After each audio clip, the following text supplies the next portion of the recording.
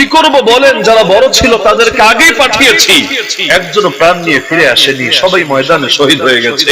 আর আমি তো নারী, যেতে চাইলেও তো আপনি অনুমতি দেবেন না, কিছুতেই সঙ্গে নেবেন না। সুতরাং যা ছিল তাই এনে দিলাম আপনার কাছে। ইয়া রাসূলুল্লাহ, যদি আমার বাচ্চাটা ছোট, যুদ্ধ করতে সক্ষম না, কিন্তু আপনার জন্য ঢাল তো হতে পারবে, কোন সাহাবীর কোলে দিয়ে রাখবেন। জালেম যখন আপনার বুকে তীর মারবে, বর্ষা মারবে, আমার এই দুধের বাচ্চাটাকে আপনার বুকের সামনে পেতে ধরবে।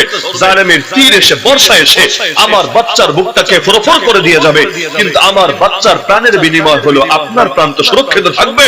কিয়ামতের দিন আল্লাহকে গর্ব করে বলতে পারবো, আল্লাহ, আমি শহীদের মা, আমার সন্তান তার জান কোরবান করেছে তোমার নবীর হেফাজতের জন্য। দ্বীনের জন্য অবদান রাখতে কি পরিমাণ আগ্রহ কাজ করতো তাদের ভেতরে। কার চাইতে কে বেশি রাখবে, কার চাইতে কার অবদান বেশি হবে, কারণ জান্নাতে তো যাওয়া লাগবে। জীবনে 2 রাকাত নামাজও তেমন